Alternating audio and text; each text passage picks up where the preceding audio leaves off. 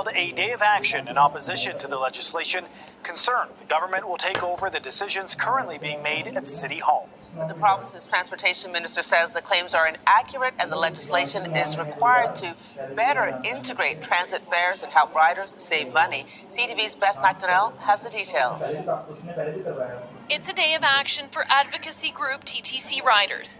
Volunteers are handing out flyers with warnings about the public transportation aspects of Bill 98. They believe it's about more than expanding the One Fare program across the GTHA. I mean, it's alarming. TTC riders say the bill will give the province sweeping new powers. The group is concerned about everything from the cost of fares increasing to controlling service standards. We all have a voice as citizens. We can go out to the TTC board, we can speak publicly about issues. But if Doug Ford takes over TTC, as is proposed in his Bill 98, we won't have that access anymore. He will have the freedom to just hike the fares as much as possible. He'll have the freedom to cut service as much as possible, and we won't have a voice in that. There's questions about, will this make things smoother from location to location? And I don't think there's any indication of that. You can already use your Presto card to get onto the GO train and get around the city, get around the province. You don't need.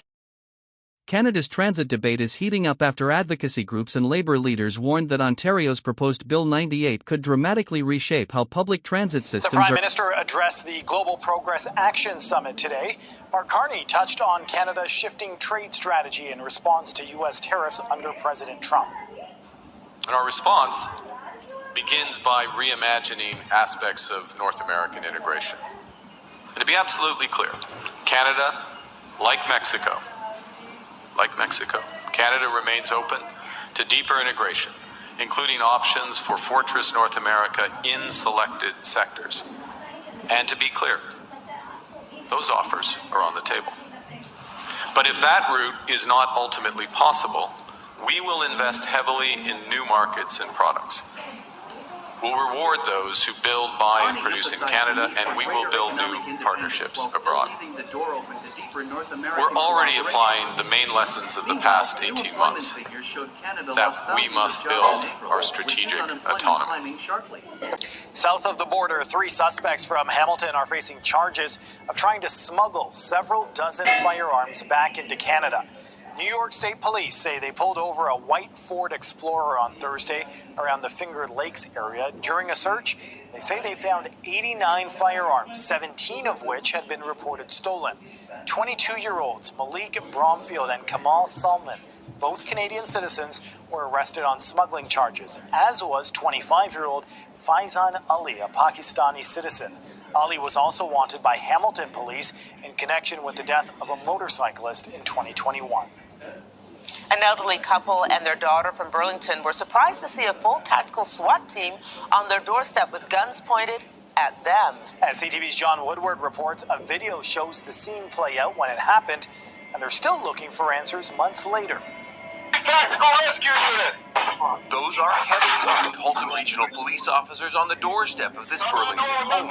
I will never forget that day. Jennifer Olchowi still shaken. Her mom, Jeannie, is 85, and her dad, Nicholas, is 94. All of them had no idea why a full tactical SWAT team descended on their address last August with their rifles ready to be used. There are guns, assault rifles aimed on our head, and I am trying consciously not to flinch because I don't want us to get shot.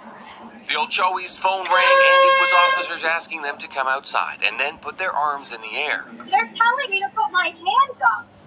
Are you serious? All I could hear was the screaming, and I kept saying, why am I putting my arms up in the air? What have we done? Jeannie and Jennifer complied. Nicholas, who was still in their house, didn't know what to make of the demands. No! Are you kidding? Eventually, Nicholas came out too. I started to walk towards the officers, and they said, take your time, even though the killer was supposedly in the house. There was nobody there. They learned from officers at the scene that someone had called police warning of an active shooter at their address with a name they didn't recognize.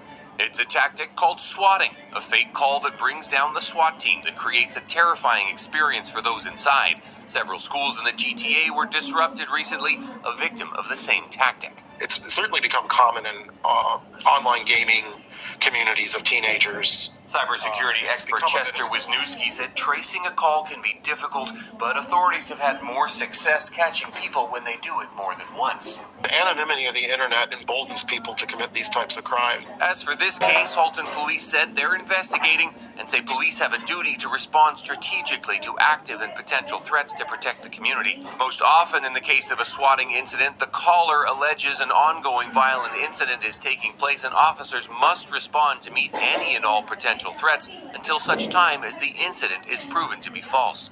It's still traumatic. I don't go out the front door.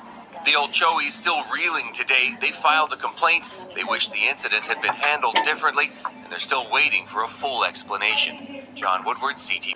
Handled differently, and they're still waiting for a full explanation. John Woodward, CTV News. The mayor and police chief. Fans across the city were also treated to several headline moments this weekend. Lionel Messi scored in front of a record crowd at BMO Field as Inter Miami defeated Toronto FC, while Toronto basketball fans packed Coca-Cola Coliseum for the city's first ever WNBA game featuring the Toronto Tempo. In Toronto for his contributions to music, philanthropy, and global advocacy work.